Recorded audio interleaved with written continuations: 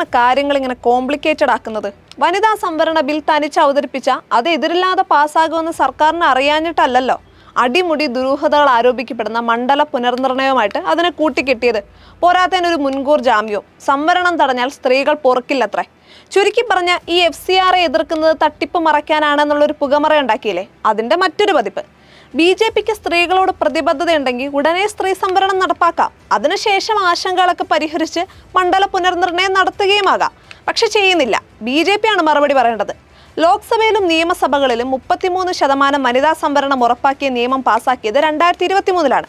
2024 ലോക്സഭാ തെരഞ്ഞെടുപ്പിൽ തന്നെ അത് നടപ്പാക്കാമായിരുന്നെങ്കിലും ചെയ്തില്ല.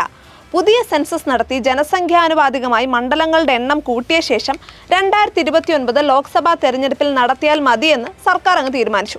ഇപ്പം പറയുന്നത് പുതിയ സെൻസസിന് വളരെ സമയം എടുക്കുമെന്നതിനാൽ 2011 സെൻസസിനെ അടിസ്ഥാനമാക്കി ലോക്സഭാ മണ്ഡലങ്ങൾ 816 വർദ്ധിപ്പിച്ച് അതിൽ 33% സ്ത്രീ സംവരണമാക്കാമെന്നാണ്. അതായത് മണ്ഡല പുനർനിർണയമില്ലാതെ സ്ത്രീ സംവരണം നടത്തില്ല എന്നുള്ള പിടിവാശി. ഇവിടെയാണ് സംശയങ്ങളും ആശങ്കകളും ഉയർന്നിട്ടുള്ളത്. BJPയുടെ രാഷ്ട്രീയത്തിൽ വ്യക്തത വരുത്തേണ്ടതുണ്ട്. മതത്തിന്റെയും ഭാഷയുടെയും അടിസ്ഥാനത്തിലുള്ള ഭിന്നിപ്പ് രാഷ്ട്രീയം ഫലം കണ്ടു തുടങ്ങുന്നതിനിടെ പുതിയൊരു വിഭാഗീയ ചിന്ത കൂടി പ്രബലമാകാതിരിക്കാൻ ഭരണ പ്രതിപക്ഷങ്ങൾ ജാഗ്രത പാലിക്കണം. എല്ലാ സംസ്ഥാനങ്ങൾക്കും 50% സീറ്റ് വർധന എന്ന BJP ഫോർമുലയിലും കെണിയുണ്ട് എന്ന് പ്രതിപക്ഷം വാദിക്കുന്നു. വോട്ട് നേട്ടം സാധ്യമാകും വിധം മണ്ഡലങ്ങളുടെ അതിരുകൾ മാറ്റാൻ കേന്ദ്രത്തിന് സാധിക്കുമത്രേ. ജമ്മു കാശ്മീരിൽ പുനർനിർണയം നടത്തി വർദ്ധിപ്പിച്ച് 7-ൽ 5 സീറ്റും BJPക്ക് ലഭിച്ചു. ആസാമിൽ സീറ്റ് വർദ്ധിപ്പിച്ചില്ലെങ്കിലും പുനർനിർണയത്തിൽ മുസ്ലിം ഭൂരിപക്ഷം ഉണ്ടായിരുന്ന മണ്ഡലങ്ങളിൽ പലതിൻ്റെയും സ്ഥിതി മാറ്റിയെടുത്തു. പുതിയ സെൻസസിൽ ജാതി തിരിച്ചുള്ള കണക്കുകൾ വരുമെന്നതും BJPയെ ഭയപ്പെടുത്തുന്നുണ്ടാകാം.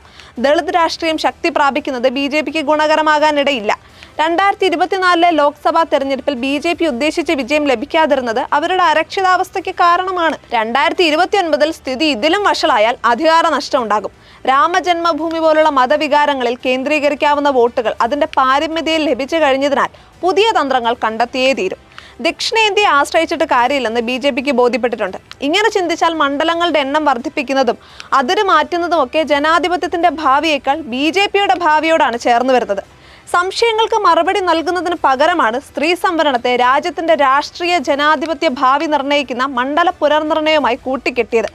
നിയമസഭാ തെരഞ്ഞെടുപ്പ് പൂർത്തിയാകാൻ പോലും കാത്തിരിക്കാതെയുള്ള നീക്കവും സംശയകരമാണ്. BJP ഏത് നിയമം കൊണ്ടെന്നാലും പ്രത്യക്ഷത്തിൽ ഇല്ലാത്തൊരു ലക്ഷ്യം അതിനുണ്ടാകുമെന്ന് പാർട്ടിക്കാരും ആരാധകരും ഒഴികെ എല്ലാവരുടെയും നിരീക്ഷണമാണ്. ഇലക്ട്രൽ ബോണ്ട്, മതപരിവർത്തന നിരോധന നിയമം, ഗോഹത്യ നിരോധന നിയമം, പ്രതിപക്ഷ അഴിമതി മാത്രം അന്വേഷിച്ച് കണ്ടെത്തുന്ന അന്വേഷണ ഏജൻസികളുടെ റെയ്ഡുകൾ, FCR തുടങ്ങിയതിലെല്ലാം പ്രതിപക്ഷ ന്യൂനപക്ഷ മുക്ത ലക്ഷ്യങ്ങൾ ആരോപിക്കപ്പെടുന്നുണ്ട്. ഏത് സർക്കാർ ആയാലും പ്രവർത്തനങ്ങളിൽ സുതാര്യതയുണ്ടെങ്കിൽ വ്യാജ പ്രചാരണങ്ങളെയും സൈബർ ഗുണ്ടകളെയും മതത്തെയും ഒന്നും ഒരു പാർട്ടിക്കും ആശ്രയിക്കേണ്ടി വരില്ല. സ്ത്രീകൾക്കും കാര്യങ്ങൾ മനസ്സിലാകും.